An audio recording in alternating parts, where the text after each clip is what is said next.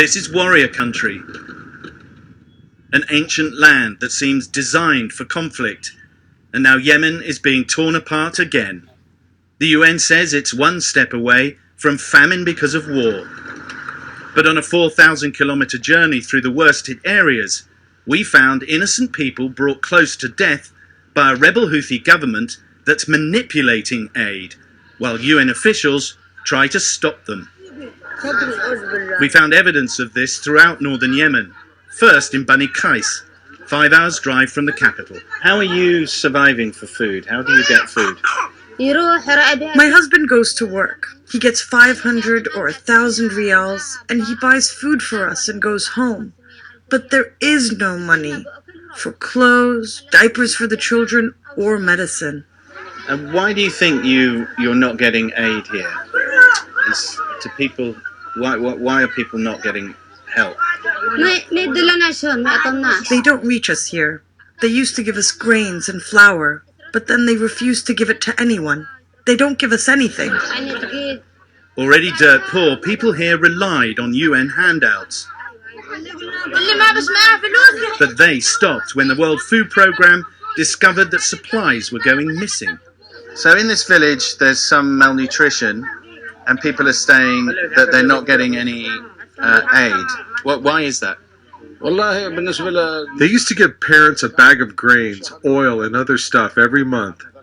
This stopped 2 months ago. We don't know why. There are people higher up who know why. It's a problem that's been raised at the highest levels. We've certainly, in several situations, had to say to local authorities, you don't let us in there, we can't continue these programs. And that's why we've been forced into situations where we've said, if you don't let us in, if you don't let us do our jobs properly, then we're not going to be able to continue. This is Aslam. The UN has been denied access to this area and has stopped food distributions because they cannot be monitored. It's only a few miles from the front line. 10,000 people have poured into camps like this in a few weeks. They're victims of a war being waged by a Saudi-led coalition armed by the US and others against the Iranian-backed Houthi rebels. Assalamu alaikum. What we have, we scrounge from others. And when we get our rations from the World Food Programme, I give back people what I owe. But we haven't had anything from the World Food Programme for 2 months. We have nothing now. So again, vulnerable people are being denied aid by the UN because the Houthi government won't allow access and independent monitoring. Close to the refugee camps, this clinic struggles to cope. This boy has infected lungs. The doctors say as a direct result of malnutrition. He's almost a year old, but he's the weight of a baby at 3 months. These children are victims of a vicious circle. They're starving because of the siege of the port that supplies them, and their rebel Houthi government's diversion of what little aid gets in. In the Yemen now, nearly everyone is short of food. Malnutrition isn't only a problem among the displaced and the host community. We have it too. Even us, the employees, our children back home are malnourished. The Houthis are under siege. Their access to the outside world cut by coalition attacks on this, the main port of Hodeidah.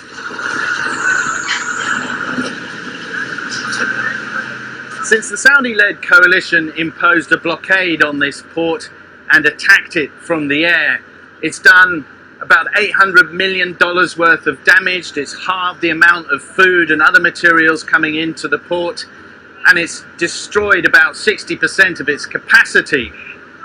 The idea, of course, is to try to strangle the capacity of the Houthi regime to survive.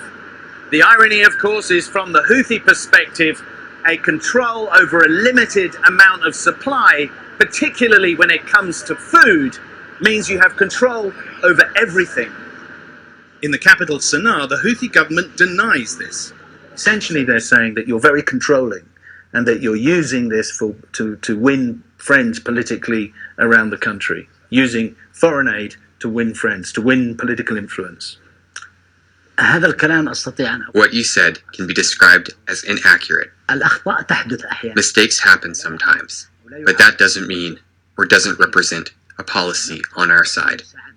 We are happy with whatever aid reaches citizens, because these citizens are our strength and support. They are our capital in this war. But here, aid officials insist that food has been weaponized. Without free food from the outside world, the Houthi government would struggle to survive.